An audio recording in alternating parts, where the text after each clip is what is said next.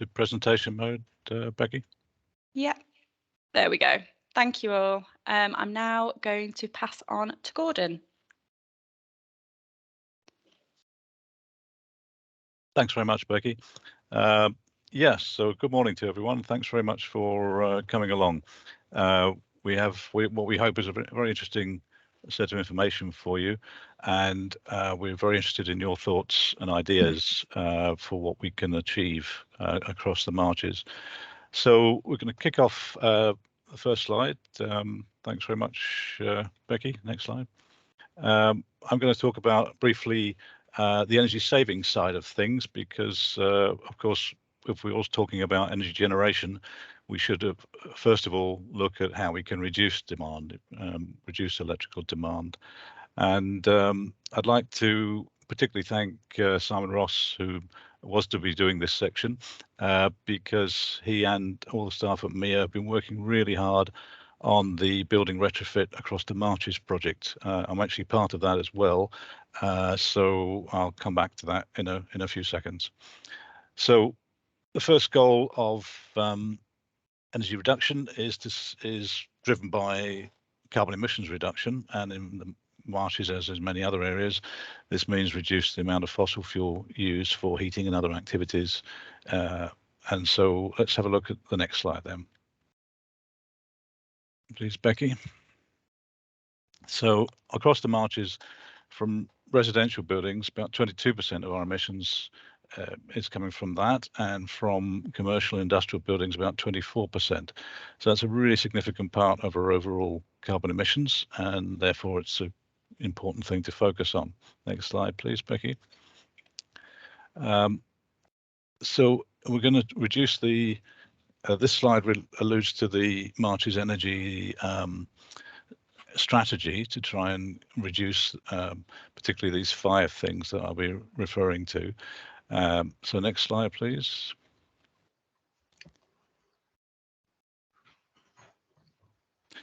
And this is the delivery pathway for the building retrofit. This is on the domestic energy side. And the goal of this is to, oh, not yet, Becky. The goal of this is to achieve overall energy survey across energy surveys across 100. Hello. Could everyone turn their microphone off, please? Thank you very much. The building retrofits across the Marches project is to deliver 150 whole house surveys across Herefordshire, Shropshire and Powys in this case, and then to take that to detailed planning for 40 houses and take them through a complete retrofit. And this is quite an ambitious project, but it's £500,000 funding from Energy Saving Trust. And I'll go into the next slide now, Becky. And the project timeline for this, or the pipeline, is to train up, in particular, a lot more people to do the energy assessments, and also to really encourage the builders and the installers of air-source heat pumps and similar equipment to want to participate in this area.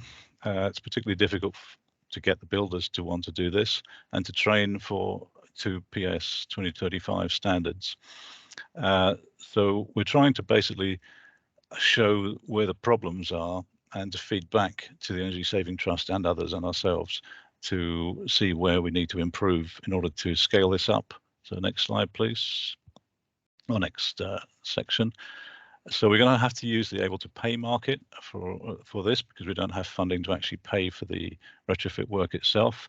But by doing so, we'll increase the market share in terms of the supply chain, and we'll get that established locally, and hopefully we'll also have a lot more local builders. When this has been attempted before in the LAD program by the local councils for people in fuel poverty, it's had to use builders and installers from elsewhere in the country, which has not been at all wonderful. Final slide on this one. It's Becky, the final section. Basically, we need to increase the rate of rollout of this, we think, by a factor of 3 every year for the next 8 years to stand anywhere near the chance of getting all the houses done in this region. So that's an incredible task. Okay, then finally we would like to go to the fuel poverty side. Next slide, please. Where we can, but as I said, this project is for the able to pay, but this will help do a better quality project hopefully in the future for those people in fuel poverty. And as you can see from that slide, we're not doing very well in the target of trying to reduce this to below 10%. And in fact, those figures are now will have gone up a lot more due to the awful prices increases in energy. Next slide, please, Becky.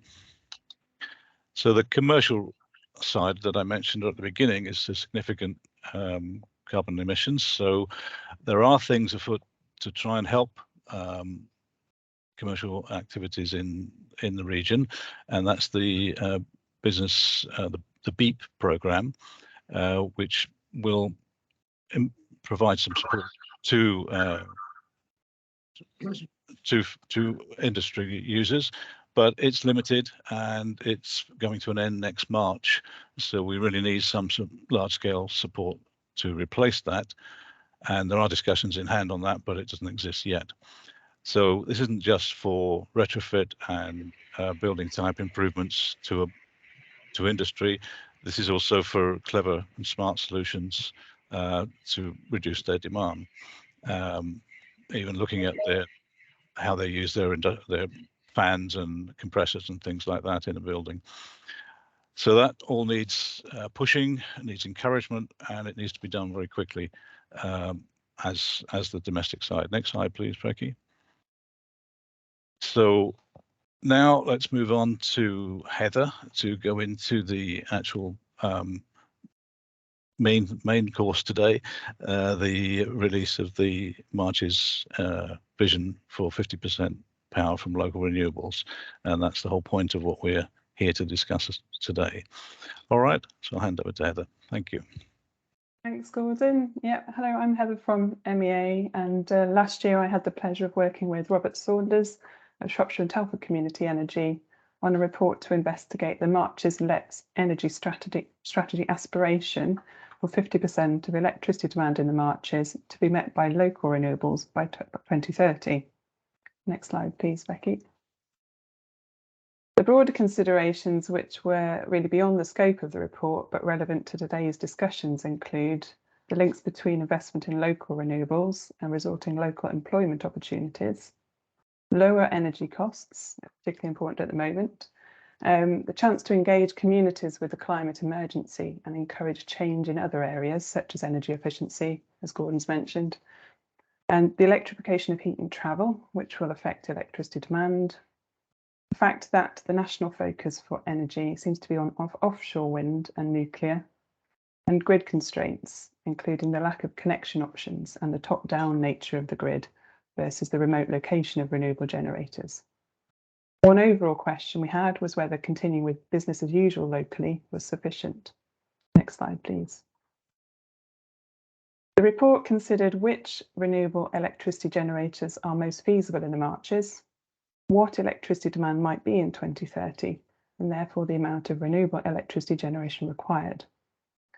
The main aim was to investigate what level was required to meet the 50% electricity demand target from the Marches LEP, but we also considered how to meet 100% of demand, particularly given the commitment of local councils to carbon neutrality by 2030.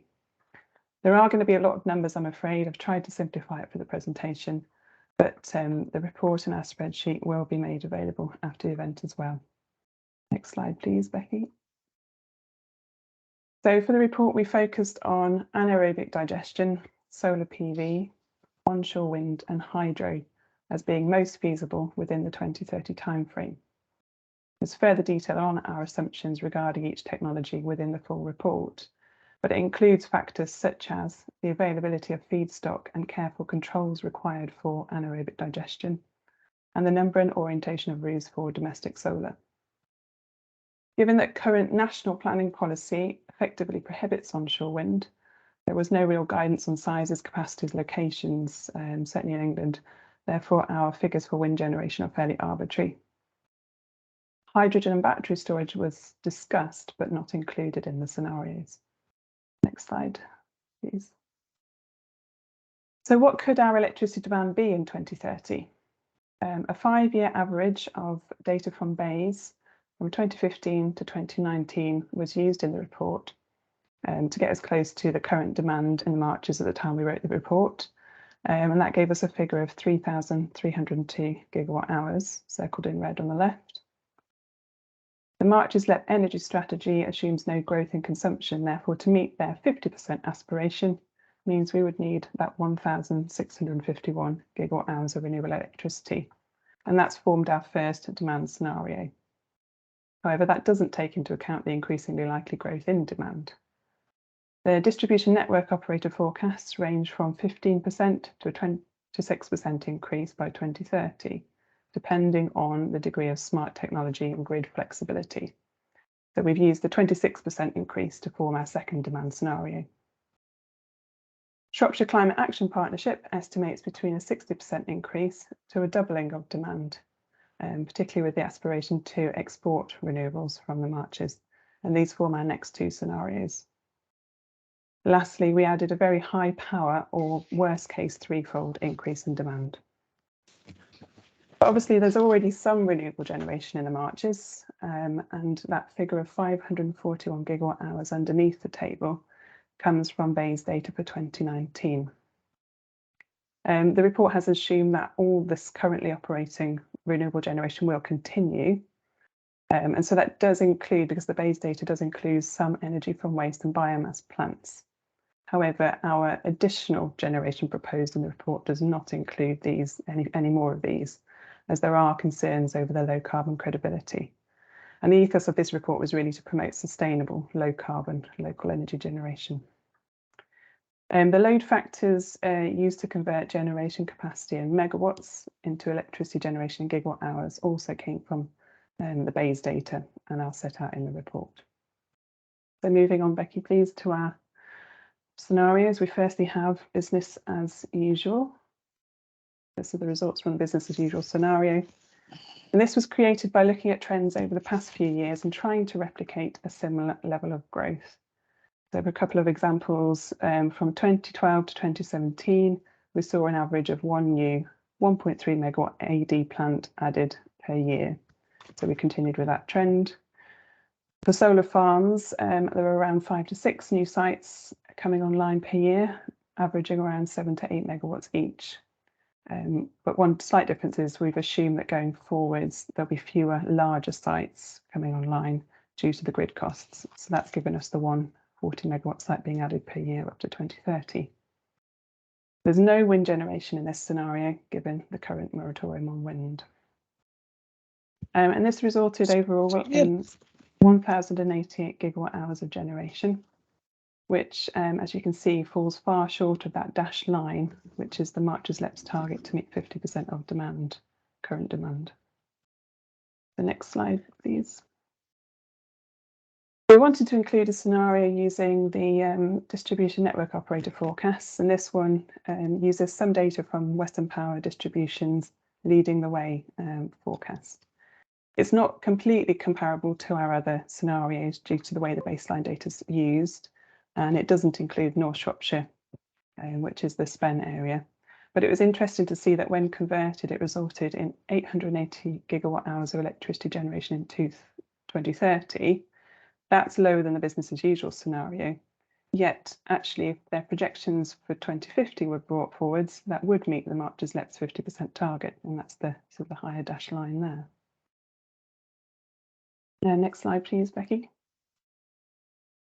We included a heavily solar PV focused scenario, using business as usual as the baseline and increasing the amount of solar farms, commercial rooftop solar and domestic solar PV.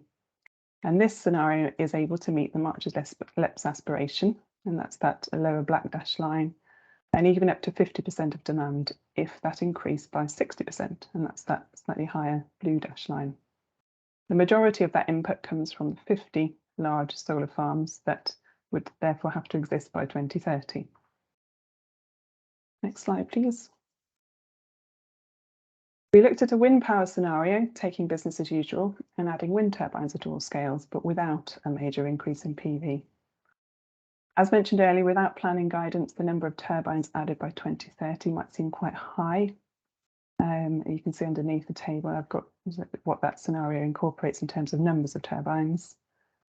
And it's an unlikely scenario given timeframes for development, the need for planning reform and lack of available grid connections, but it does demonstrate the untapped potential of wind power. In this case, 100% of a doubling of demand is met, and that's that solid black line. And 50% of a trebling of demand could be met. That's that sort of near the sort of middle blue dashed line. So next slide, please, Becky. Finally, we modelled increasing all renewable generation, or all the included generation in this report. The first scenario on the left being sufficient to achieve 100% of current demand, so if it doesn't increase. And so we worked out that this would require an additional 40 anaerobic digestion plants by 2030, a further 50 large solar farms, so sort of 40 megawatt size, 30 large wind turbines, 120 medium and 300 small turbines, as well as 50,000 homes across the Marches with solar PV. The second scenario on the right, the mixed renewables 2, was sort of modelled to try and achieve 100% of a doubling of demand to give some scope for export. The next slide, please, Becky. So this table is a summary of all the generation scenarios investigated versus the differing demand scenarios. Those in red are not meeting the relevant demand scenario, whilst those in green are. But what we hope it illustrates is that to meet the Marches aspiration of 50% renewables from local generation, we need to be going beyond the business as usual scenario, that first line, and the DNA projections for 2030. And obviously, if demand increases, we need to go further again. We could just focus on solar PV, but there are drawbacks, including the amount of land required, especially as high grid costs promote larger projects. But there's also the generation profile, which is biased towards daytime and summertime.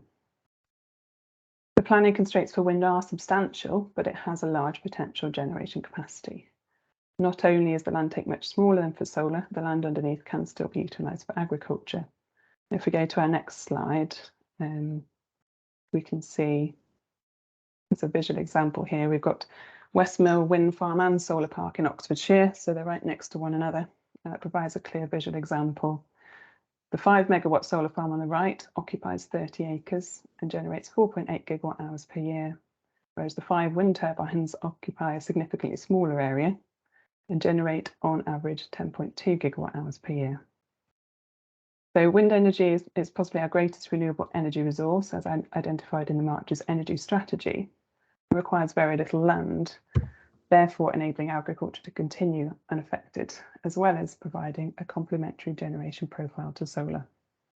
But I'll leave it there so we can look a little more onshore wind. So if it's okay with you, Ali, I'll hand over to you. Thank you. Thanks so much, Heather. And yeah, it's really exciting to see the level of ambition on clean energy in the Marches. Hi everybody, I'm Ali and I work for Possible, which is a climate charity. We work on decarbonising various areas, including heat, energy and transport. Next slide, please, Becky. So I want to talk about the blocks on wind, why this is a problem, the government's recent energy security strategy, and what's being done on onshore wind and what Possible is doing. Next slide, please. So there are a number of barriers preventing the rollout of onshore wind. So there are planning barriers in England. There's not enough capacity being allowed to come forward in the auctions process. And there's not really a route to market for community energy and micro projects. Next slide, please. So the planning restrictions. So these were brought in 2015 by the Cameron government. And this is the relevant section in the National Planning Policy Framework. So what this does is it requires that for wind projects to be able to come forwards, they have to be in an area which the local planning authority has said is suitable for wind, and the development has to be able to show that any impacts flagged by the local community have been addressed and the proposal has their backing. So that all sounds fairly reasonable, but in practice, it is a bar that is much, much higher than that which applies to any other type of infrastructure, including new fossil fuels projects. And it's also basically impossible to hit. So local authorities just don't have the expertise or the capacity or the money to plan out which areas are suitable for wind. That's something that really needs to be done by developers. And also there's just no type of planning application which can have no impact remaining and no opposing voices.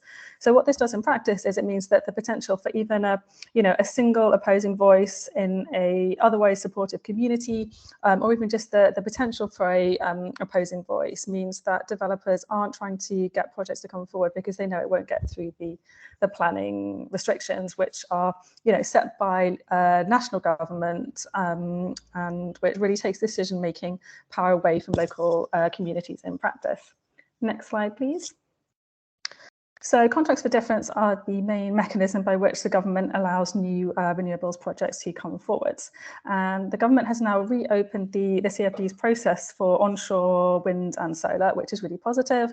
And they've also agreed to annual auctions, which again is a step forward.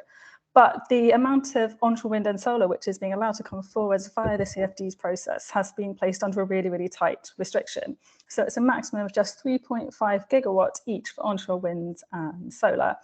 And that's against the background that we need to essentially triple our installed capacity by 2030, and we need an extra 20 or so gigawatts of each in the next 8 years. So this really doesn't make sense, and onshore wind and solar are the cheapest forms of energy, including new fossil fuels projects. So this doesn't make sense from any perspective. Next slide, please. There's also a lack of a route to market for community and small scale projects. The CFD's process, because it's a reverse auction process, is really designed for larger projects. And that means it's very difficult for community projects to get a route to market. So the government says that the smart export guarantee is something that works for small projects, and this replaces the previous regime of feed-in tariffs, which basically provide a payment for small-scale energy projects for energy that they don't use themselves and they feed back to the grid. Next slide, please. But in practice, the rate at which the smart export guarantee is set is so low, particularly compared to the soaring rate for electricity on the grid, that it's just not worth it for people with solar panels on their roofs or whatever to feed energy back into the grid. So that's another huge problem for clean energy, including wind. Next slide, please. So why are the blocks on onshore wind a problem? So obviously onshore wind is a clean, decarbonised form of energy. We know we really need to get off fossil fuels as quickly as possible, and onshore wind and solar are cheap, incredibly popular, and relatively quick to get up and running. So the fact that to really keystone clean energy technologies are being placed under really, really tight restrictions just really doesn't make sense from a climate point of view. It doesn't make sense from the point of view of people's energy bills, which are going to be more and more of a problem. The government is refusing to provide much help or support to people on that, and not allowing the two cheapest forms of power into the market is just really counterproductive. And the restrictions on onshore renewables are also an issue because the speed and the scale of change that we need to tackle the climate crisis is going to need unprecedented levels of public engagement and support. And community energy is a really important pathway for people to be able to be involved in the transition to a decarbonised economy and to see, positive outcomes in their own lives, in their local area, and their own home from this. And offshore wind is fantastic, but it's much less amenable to community ownership and community involvement than onshore renewables. So this is a real problem from the community engagement in decarbonisation angle as well. Next slide, please. So people in the UK really like onshore wind. You know, BEIS, the Department for Business, Energy and Industrial Strategy, has been polling on this for about 12 years, and the rates have started high and have gone up, and now 80% of people support onshore wind. It's really, really popular. You know, that's much more people than, you know, would polls be in favour of the Prime Minister or the government or, you know, most other things. Next slide, please. Onshore wind is also really, really cheap. It was always cheap, but with the soaring price of gas, it's now 6 times cheaper to generate electricity from onshore wind than from gas power. So by not allowing onshore wind and solar to really properly enter the market, the government is also inflicting even higher energy costs on people. Next slide, please. Onshore wind is also really, really quick. So the projects which are currently being commissioned via this round of CFDs auctioned will be on grid and generating from next year.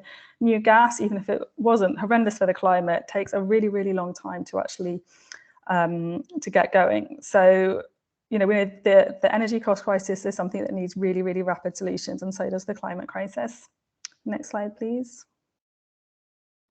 So who is blocking onshore wind energy, which we know is clean and cheap and popular? So over the past couple of months, the government have been kind of flip-flopping on whether they're going to change the planning restrictions and allow a bit more onshore wind in England. And it looks like the problem is a certain section of the Conservative Party. The other parties are generally fine with onshore wind. It was in the 2019 manifestos for every other party that they were fine with it, apart from the Conservatives, and their concern seems to be that it's ugly, people don't like it, it ruins the view, and their concerns that they're going to have a load of angry constituents coming to them, which just seems, you know, incredibly short-sighted. And also in the current context of the energy cost crisis, the thing that MPs are going to have a lot of angry constituents about is going to be unaffordable energy and cold homes and energy poverty, not wind turbines. Next slide, please. So there was a tiny step forward for onshore wind in the recent energy security strategy, which is that the government is going to consult on developing some partnerships with communities that want to have onshore wind in return for lower energy bills. So this is, you know, it's slightly positive, but it's also incredibly far behind where the British public is actually at on wind, because Octopus, who are already developing this model, has said they've had 5,000 communities get in touch to say that they'd like to host onshore wind turbines in exchange for cheaper energy bills. So it's clear that there is a lot of public appetite for this model of community energy bills, and that people can see that this is, you know, onshore renewables that are owned by the community are a really good route to affordable energy. Next slide, please. So this is one of the few projects that actually has managed to come forward under the current planning restrictions in Bristol. And this was a really brilliant example of a scheme that was based on community ownership, community involvement, community consultation, and community benefit. But this project also had a uniquely supportive local council and planning authority in Bristol that was basically willing to go against the national planning guidelines. And it's just really not fair to expect most councils to be able to do that under the current planning restrictions.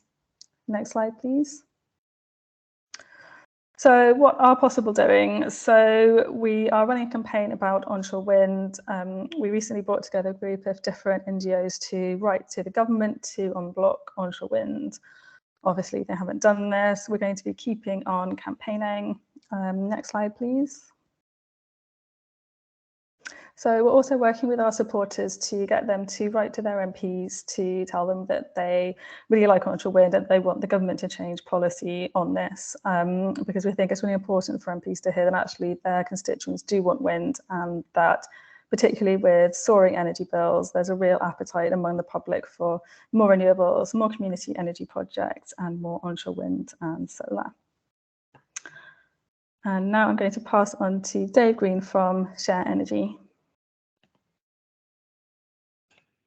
Thank you, Alethea. I'm Dave Green. I'm Development Manager at Share Energy.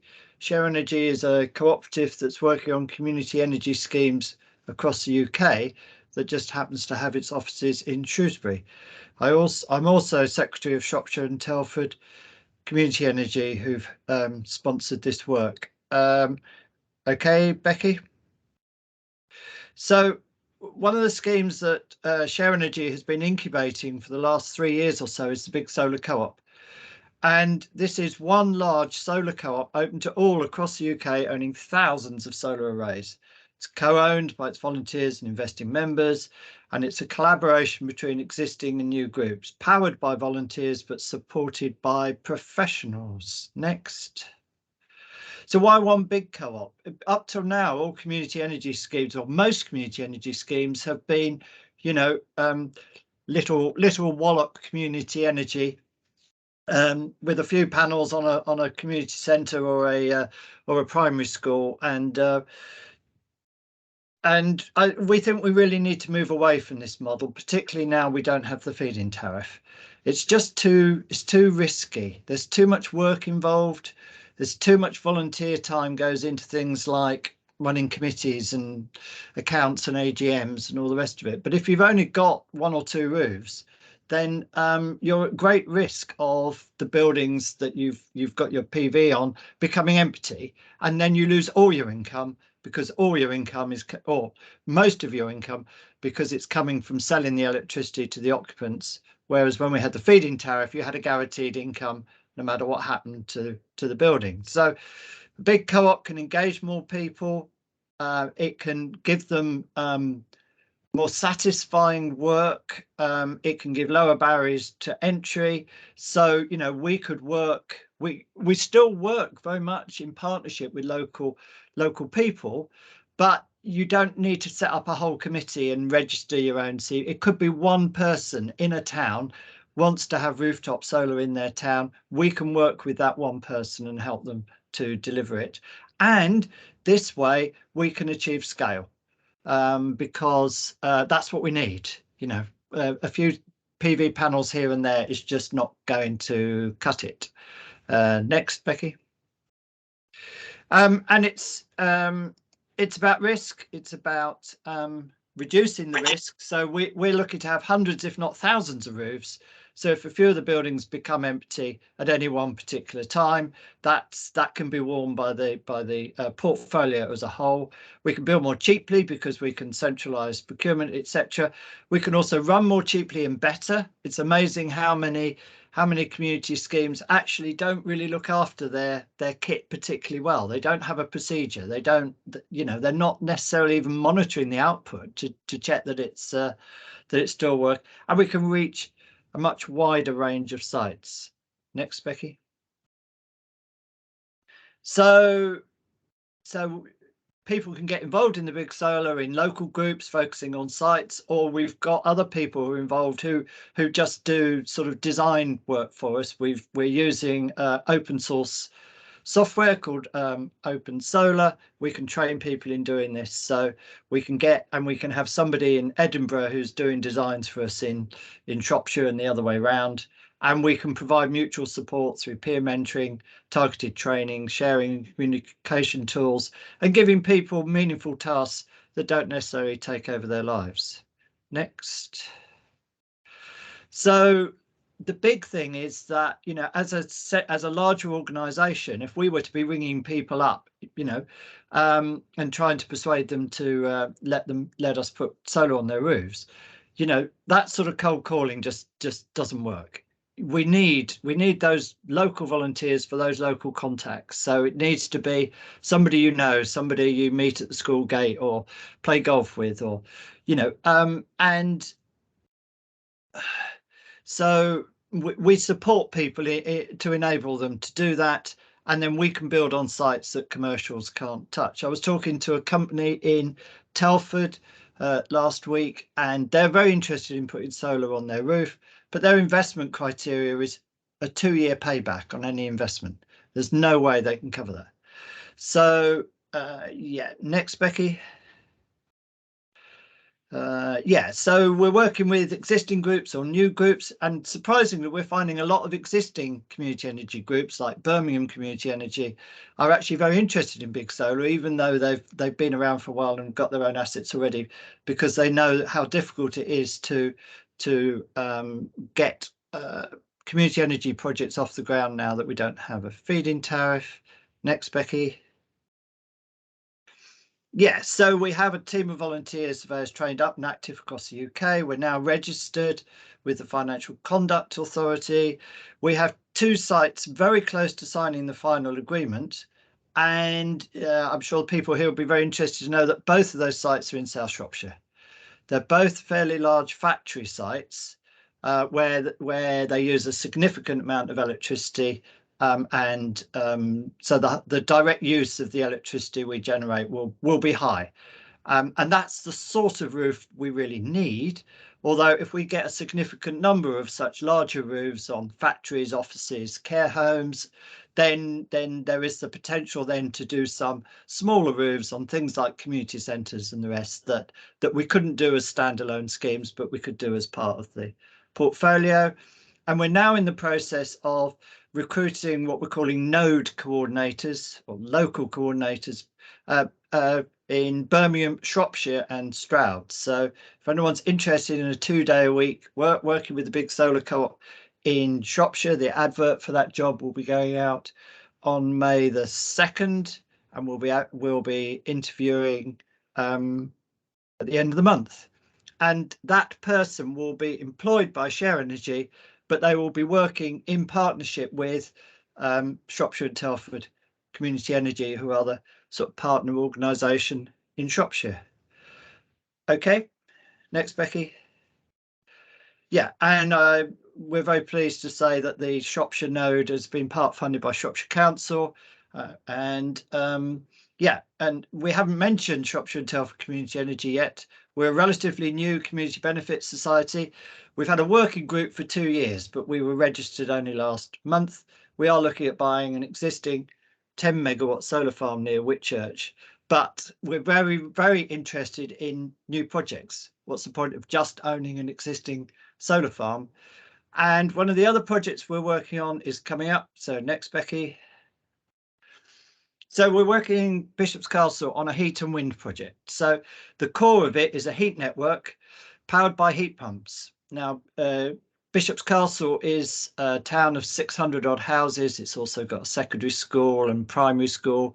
It's got a swimming pool, a theatre. It's got a sawmill. It's got 6 pubs, including 2 breweries. But it's very tightly developed. So, and older properties, a lot of which are solid walls. So it's a very difficult, and it's off-grid, gas grid. So it's a very difficult place to decarbonise, because there isn't room in most of the properties to be fitting individual heat pumps, either air source or ground source. And you don't want everyone in Bishop's Castle fitting biomass stoves. That would be a disaster. So a heat network in Bishop's Castle, I think, would be a brilliant solution, and could have a huge, show huge carbon savings. But if you're going to run heat pumps on that sort of scale and you're buying your electricity from the grid, then the finances are very, very difficult. So if we could develop a 1 megawatt wind turbine on the edge of the town to provide cheaper electricity for the heat network, then that makes both schemes viable. We can get more income for the wind turbine, and we get cheaper electricity for the heat network. So the two are very much going together. We did a wind constraint study carried out last August, followed by a public consultation, and that showed we delivered survey forms to every house in the town. I think we got something like 120 responses. We had a public meeting with 60 people in the 3 tons, which was great, and we showed 80% strong support. This is people scoring 8 or 9 out of 9 in terms of supporting the wind turbine itself. And this is on the edge of the town and on the edge of the AOMB, but it is in the valley. It's not up on the hills where it could be seen for miles and miles.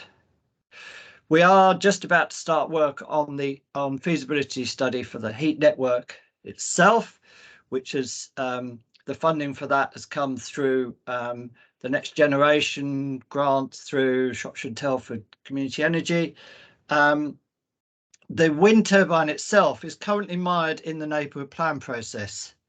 We hope to report some progress in the next couple of months. I don't want to go into this too much, but I have to say this idea of having a town council as the gatekeepers for a wind project just doesn't work. doesn't work. It's like wading through treacle, and I'm surprised I've got any hair left at all. That's me done. Over to Gordon. Okay, thanks very much, Dave, for that. So now I've got a slightly different hat on. I should say that I'm also a voluntary director of 3 local community energy companies in Shropshire. I'm a member of about 8 across the UK, including that Westmill one that Ali mentioned. As it's been mentioned, I'm on the Marches Energy board for as Energy Champion and Zero Carbon. I'm also on the Marches Energy Strategy Group, and I'm an associate with Big Solar Co-op. And that project that was in South Shropshire that Dave just mentioned, that's one I've been pursuing personally. And we have just confirmed the contract with that large company. So that's a 300 employee company, which will now have much lower fuel bills and therefore is likely to be more stable and be a long-term employer. Next slide, please, Becky. So I'm going to try and talk to you now about energy generation and the project suggestion that we have for today that we would like to discuss with you all. Next slide, please. So how we can get to 50% of the electricity demand. It's really important just to specify that we're talking about electricity for the Marches. So initially it was about the amount of energy that we had here was around 12.5%. That's crept up fairly slowly, but as you've heard from the reports and other things, it's not fast enough. So there have been lots of other reports as well. There's mapping been done across the Shropshire and Telford Wrekin area, which is available online, a GIS mapping, and a similar thing is being discussed in Herefordshire at the moment. We will also include the opportunity of roof areas rather than just land areas. So community-owned energy companies that we've touched on, I'll be very brief on that, could provide a real encouragement for businesses to work between 50 kilowatt, which is about the size of a tennis court, to 1 megawatt in their roof areas. And that is actually a picture of the business in South Shropshire that we're about to start the installation of. We're just going out to tender for the installers. But, a big but, the grid restrictions in this area are slowing growth. Next slide, please, Becky. Just to reinforce the whole point about wind, around the world, it's not just a Marches problem, this, but around the world, it's really important that countries use the resources that are available to them. And in some places that's water, in some places that's wind. And the UK is in a really good and very strong position because it's one of the windiest countries in Europe, and it's really high up in the top 10 for the windiest country in the world. So therefore, it makes no sense at all not to use that resource.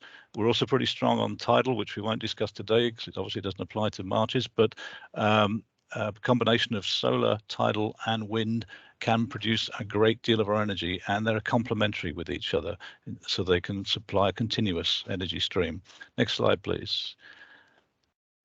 So back with solar PV, although we do definitely need the wind as well. That little graph at the beginning is actually quite a lot of generation, and that shows all the PV that's gone in up till now. But you can see the effect of when the feed-in tariff ended, it plateaued. And if we continue at that rate, we won't achieve what we need by any means. And the Committee for Climate Change's prediction is shown in yellow, and that's what we need. So in other words, we need to do everything much faster and much more of. So next slide, please. This is a constraints mapping. This is a really useful map produced by Western Power to show the bad news. And anything on that measle dot map that is red is showing that we can't add new capacity at the moment for generation, and there's a lot of red. The good news is that I and others have been using this to try and locate places we can do things. So that site in right on the border of South Shropshire is one of the green areas, and I've been working with WPD to have a large agreement for generation straight out onto the grid where needed at that location. So there are small areas we can work on, and we need to encourage more projects in those, but in parallel we need definitely to address this problem and solve the grid issue around this area. Next slide, please. The plus side of all this, like the retrofit side, it's going to be a lot more jobs. It's already more jobs than was predicted back in 2015, and it's going to soar ahead, and there will be a lot more jobs as well. So that's a positive. Next slide, please. So overall, how do we create a timeline and a project timeline to try and achieve all these things? So next slide, please. So this is a suggestion for how we can try and get more on-roof solar, more medium, large onshore wind, some more large-scale ground mount, and as we mentioned, anaerobic digestion, but only with really tight controls, because we don't want to make our existing phosphate and other problems of land use even worse. So we can use some of the mapping information that we've got at the moment to try and identify particular areas. It's been suggested also that we have a GIS overview map showing where we should not put things because it would affect the land in that area. I think it's quite a good idea. And then we can work with the DNOs, so that's Western Power and Scottish Power, SPEN, to try and see how we can mitigate and overcome the problems of the grid. Next step, please, Becky. Then the key point is to encourage generation projects planning, even where they can't actually generate and put onto the grid at the moment. This is really important because Western Power and the other DNOs can't really do very much until they have a location. And that's been one of the real stopping points at the moment. There's no point in spending a lot of money and time and effort where you know you can't put anything onto the grid. So that's something to overcome so that we can clearly say we could put something here, but we can't do it at the moment because of the grid. As I've mentioned, the community energy companies have a niche area where it's not sensible for other forms of finance to support a sort of 50 kilowatt to even 5 megawatt systems. And Big Solar Co-op are a very strong candidate for that. They're a not-for-profit company, by the way. So there could be larger standalone energy generation investors, both wind and solar, with hopefully giving community benefit back in both cases. And we shouldn't ignore the domestic sector. The amount of PV on wind on roofs, even though it's small for each roof, adds up and really makes a difference. Final slide, please, Becky. So overall, that will be a set of projects that could be done now. That'll be a fairly small set, but I think there's more than has been done already, as is evidenced by the ones we're doing right now. Another group that could be done with some supported costs, low to medium connection costs for the grid. And then there'll be a whole host of ones that can't be done at the moment because of the grid. So we need to try and use the benefit of the new budgeting regime for the DNOs. Western Power starts next April, and there is some light on the horizon that the costs of changing the grid will not just have to come to the group or the business or the community group, whatever, who wishes to make the connection. More of it will be allowed to be socialized by Ofgem, which up till now has not been allowed. So the DNOs, Western Power and the like, have had their hands tied about what they can do. And then this will hopefully get us well on the way towards 50% of the March's electricity needs. And it will sort of develop a system by which we can improve the grid in a sensible way. And as I said, and create new jobs. That's it, I think. Next one, Becky. Yeah, we're on to Q&A. Thanks very much. Thank you for that, Gordon. If I mention something in passing, the arrangement of this webinar was financed with a grant STCE received from Next Gen or Next Generation at a national level, part of the work towards hopefully taking community ownership of the Twemlow solar farm that was mentioned earlier. We do have questions and I'll put them shortly. I would highlight we're sort of running tight for time. We must return to Gordon for a summing up at the end. If people can hang on till, excuse me, around about 11:15, that would be great. and we'll see what progress we make with the questions in the meantime. So what I'll do first of all is I've got questions from Alan Wilson. Alan, I'll put the questions on your behalf and the most appropriate person will answer them. The first one you've asked, does the renewables allow for swapping out of equipment or renewal of planning to maintain the site? I can answer that for you. The scenarios are based on the installation of new technology.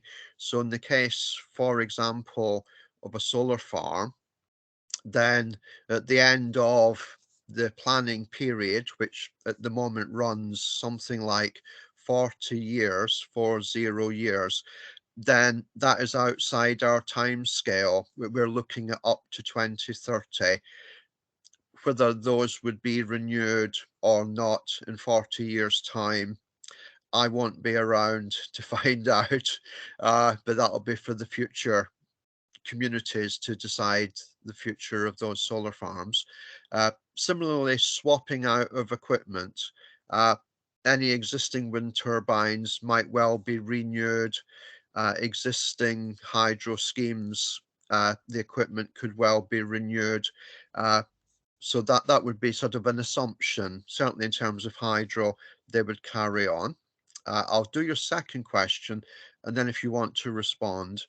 Second question, does the 60% increase in demand also account for population increase projection 3.2% ONS, as well as current demand has been used to create these projections?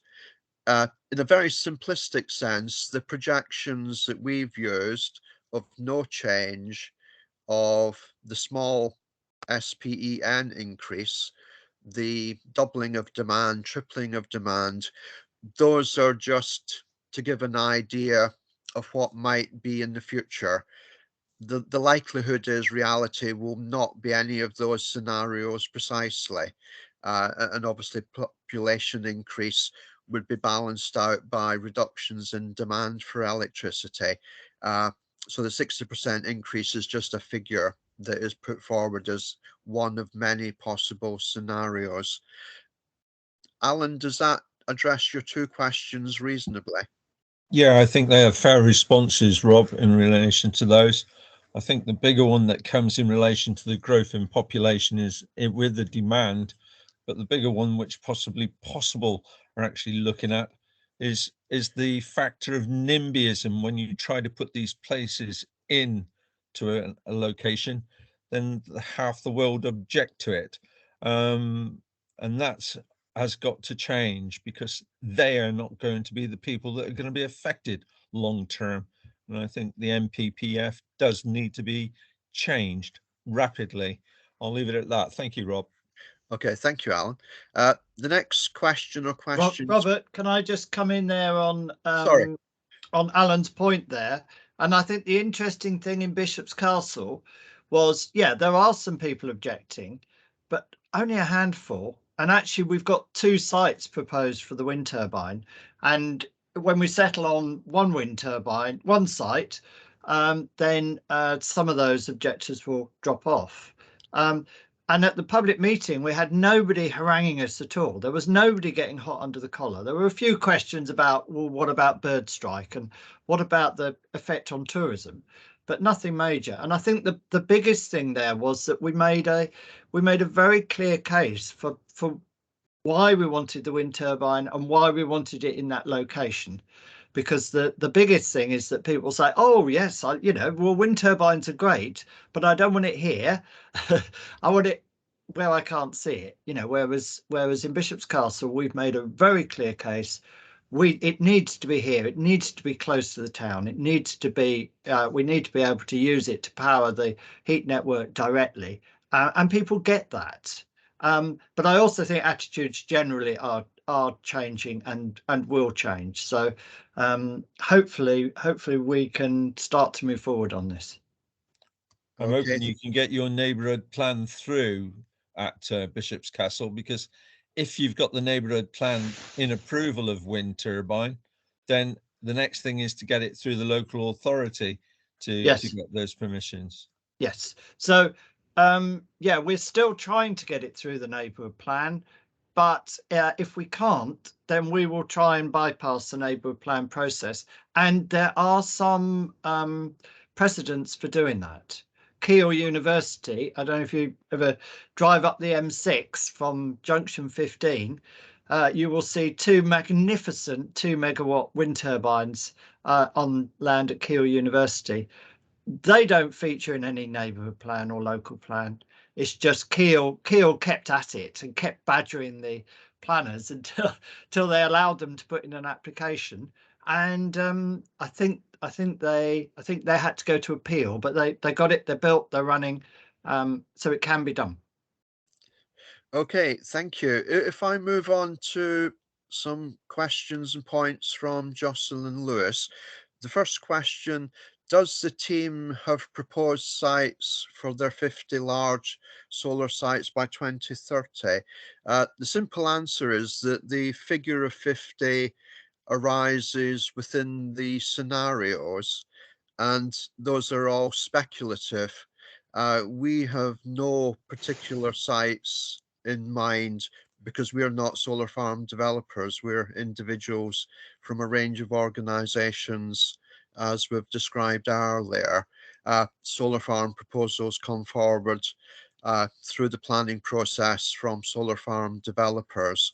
So we're not actually involved in bringing forward sites in that sense. The current assessments show a potential loss of 10% arable land in the next 10 years when the country cannot afford to be any less self-sufficient than we are, with the global food situation struggling against an increasing population.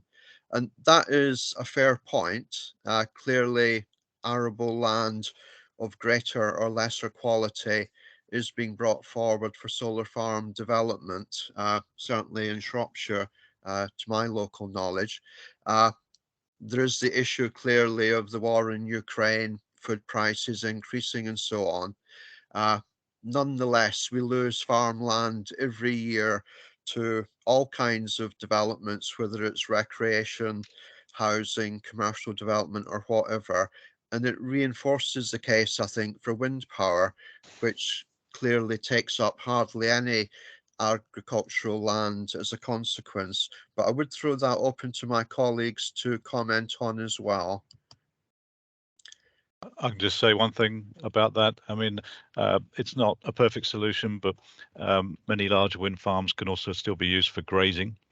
But in any case, I would strongly recommend that we go back to that mapping potential solution where we overlay the good agricultural land and we avoid those to be used for large-scale wind farms, for example. Okay, thank you. Jocelyn, would you want to come back on those responses?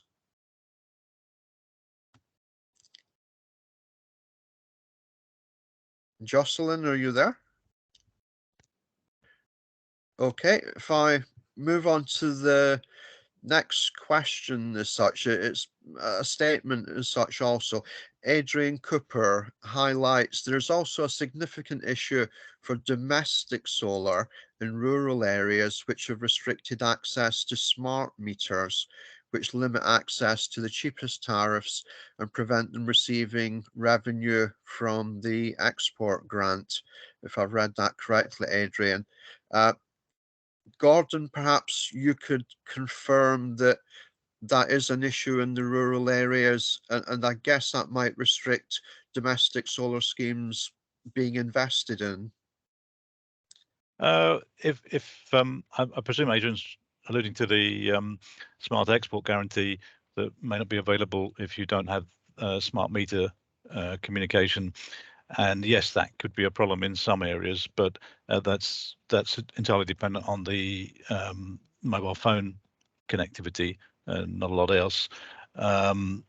As Ali mentioned, it is a relatively small amount, and if you can use or utilize more of the energy yourselves in a domestic setting, as many people quickly learn to do, particularly for example, EV car charging, it complements that very well, and you can use up to 75% at least of the energy you generate locally. Yeah, I think domestic PV now is very much dependent on being a relatively high electricity user. For most people, it's just not viable. You'd be better off buying shares in a community energy scheme, and incidentally, shares in big solar co-op should be launched later this spring. But if you have got heat pumps and EV chargers or working from home or other electric welding equipment or something, then yeah, by all means go for it. And it is an issue about the smart export guarantee, which is not particularly smart, and it's not a guarantee, because under the feed-in tariff you were paid your export allowance on a deemed rate, so you didn't need a smart meter. Whereas with the smart export guarantee, it's measured, it's metered, and the only way you can measure your export, well, the easiest way of measuring your export is if you've got a smart meter. So yeah, it's relatively small, because hopefully those who are fitting PV will have a high direct usage, and that's where most of the income would come in. But you need everything you can get hold of, really. So yeah, if we could get around that, why don't smart meters use Wi-Fi? But everyone's got Wi-Fi. Why are they reliant on a mobile phone signal? It's crazy. Okay, thank you for that. Jocelyn's also got a question which I'd like to highlight. She says, can I ask about panel sourcing, that this is the PV panels? Do you ensure they're not manufactured in China using Uyghur, if I pronounced that correctly, slave labor and coal power? I guess my answer would be that generally speaking, everybody that's a speaker here, we're not strictly speaking solar developers, but I would share the question with Dave Green in the first instance, and then perhaps Gordon to respond as well. Yeah. Well, you could be pretty damn certain that your commercial solar farm developer is buying the cheapest Chinese panels they can get hold of. But the big solar co-op has made a big thing of resourcing non-Chinese panels because we wouldn't put forward a scheme with an installer who was offering a slightly cheaper quote because they weren't putting up scaffolding, they were doing all the work from ladders. So why would we fit PV panels that were made by slave labor in China? But it's going to be an issue, because the more people who cotton onto it, then the more demand there will be for the non-Chinese panels, and then there's going to be availability problems, and then we've got another issue about getting to scale. So it's unfortunately it's another barrier to us really achieving scale. Yeah, there's several. I've actually just given a talk on this, including the slavery issue, and it's available on the Hereford Green Network website.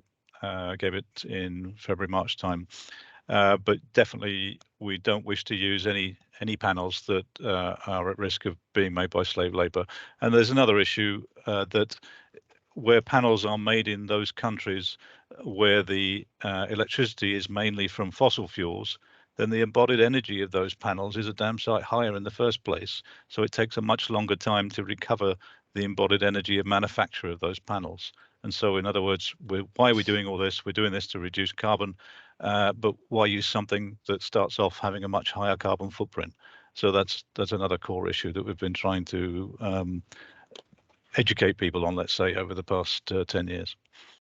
Yeah, thanks for that, Gordon. Just elaborating slightly more, the point, in addition to the slave labor, that the coal power, which you've addressed as well, it raises a practicality issue of everything we buy from China gets here by sea.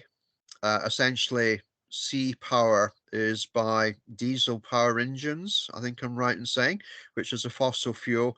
So if we were to be too pernickety, that we have a zero carbon footprint from anything we buy from overseas, that then essentially we wouldn't be importing anything, which would make life rather tricky for us. So it's living in the real world, however good or bad that might be.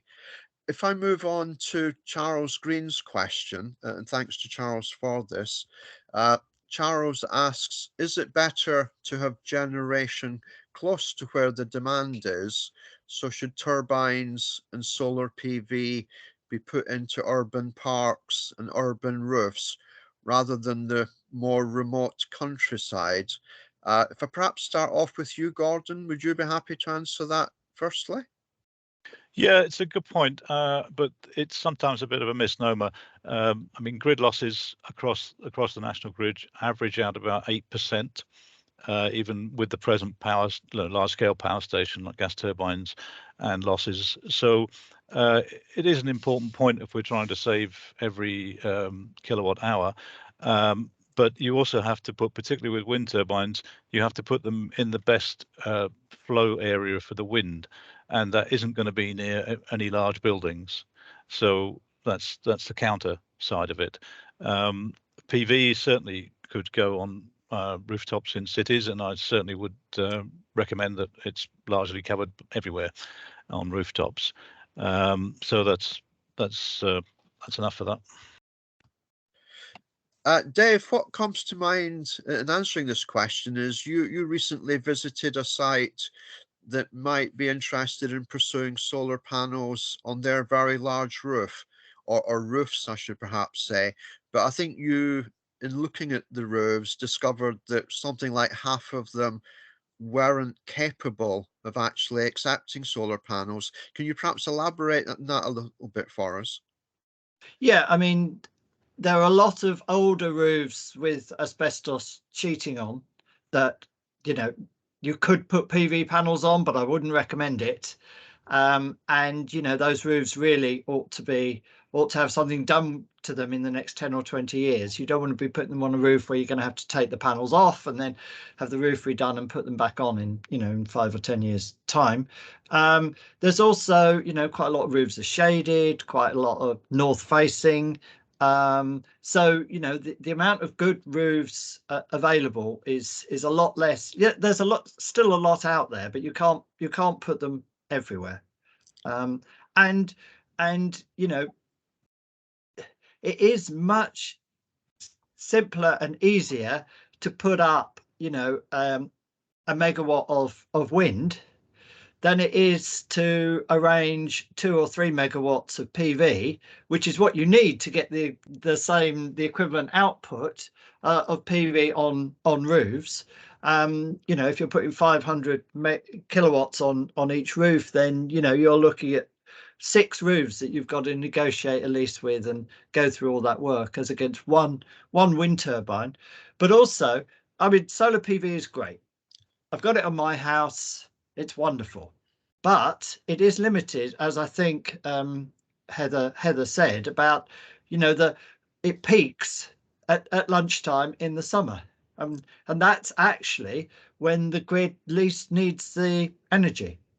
It's handy if you're on a factory, yes, but if you're looking at the grid as a whole, a wind turbine and hydro are much more useful, because you're much more likely to be getting your electricity generated of an evening when the grid is constrained and over the winter. So we need a mixture. We need them all. Yes, we should be doing urban roofs. That's what Big Solar Co-op is concentrating on. But we also need some of the larger ground-mounted PV schemes and wind turbines and hydro, if we can get them, to get us a good mix of renewables across the day and across the year. Okay, thank you. Time is really pressing.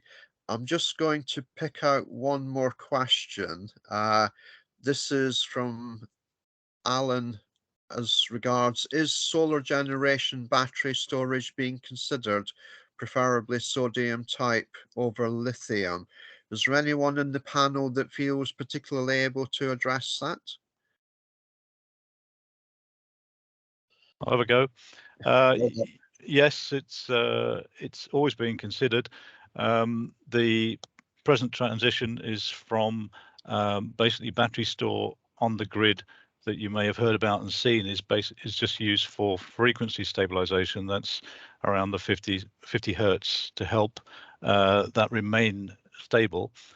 Because it's very short term. You need an enormous amount of batteries to provide, say, even a 10 to 30 minute backup. But that is changing fast as the price of batteries changes. And I think we will see a lot more battery opportunities, and it may well increase in our area here where we can't put more on the grid. And so that would be a better way of storing the energy locally for the local businesses and homes to use, where the grid can't take more at a peak time. And as Dave said, I mean, the key message in all this is complementary. We need a mix from all these different sources, and batteries could be part of that complementary mix. Okay. Robert, can I just point out that Charles Green has got his hand up? All right, Charles, can you come in very briefly because we're going to have to wrap up shortly? Yes, thank you for that, Dave. My question on putting stuff in urban locations rather than rural locations was founded partly on the fact that what is chiefly needed in the climate emergency is demand reduction, and putting stuff in urban areas and on urban roofs makes people more aware of their use of electricity. That's all.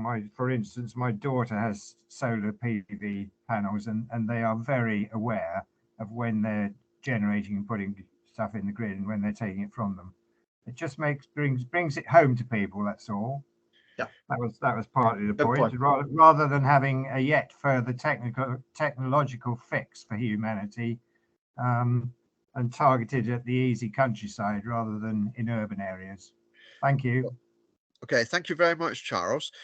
Gordon, if I hand over to you for summing up and next steps, and then we'll draw to a conclusion. Thank you very much, Gordon. Thanks, Rob.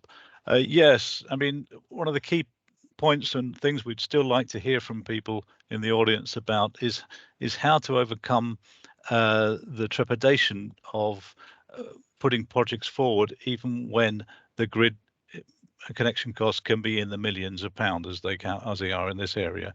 So we need to encourage that those projects at least go forward, and we'll try and find ways to help them go forward. Then we need to agree on a way forward, I think, for wind generation. We've heard a lot about that today. It's been a no-brainer, to be honest, for 20 or more years, and we have to try and overcome our reluctance to encourage that in this area. Continuing with the overall mix, we need to try and have as much on the roof as possible, as Dave said, with the allowance for those roofs that can't take it. But we can do all the rest. And we need to overall take great care on the use of our land for generation of electricity, and not create more problems by solving one part of the problem with a generation. So, and I think we're capable of doing this between us all. Any thoughts on that? Also very welcome. In Herefordshire, we have a land group working in parallel with the energy group and the energy generation group and energy saving groups. And this is all part of the Herefordshire Climate and Nature Partnership at the moment, which I'm on the board of.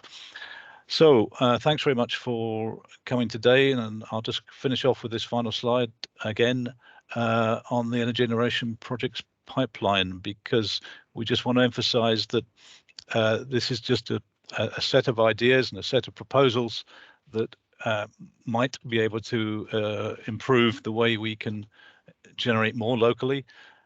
And your thoughts and feedback are very welcome on this. We've got to work together with all the local authorities. We've got to work with local businesses, and we need to work with in a very careful way, I think, with large-scale developers. So thanks again for attending, and by all means follow up with emails and communications back to us. So thank you. Thanks very much, Gordon. Thank you to everyone who's attended today. If you'd like to get in touch with anyone, the details are below the screen now, but I'll send round another email. Also, there'll be a recording of the event along with PDF version of these slides that'll be up on the MEA website next week. If you want to get in touch with me, it's rebecca@mea.org.uk, and I'll be able to send your question to the correct person. So thank you very much, everyone. And we'll hopefully have a follow-up session, and details of this will follow soon. Thank you.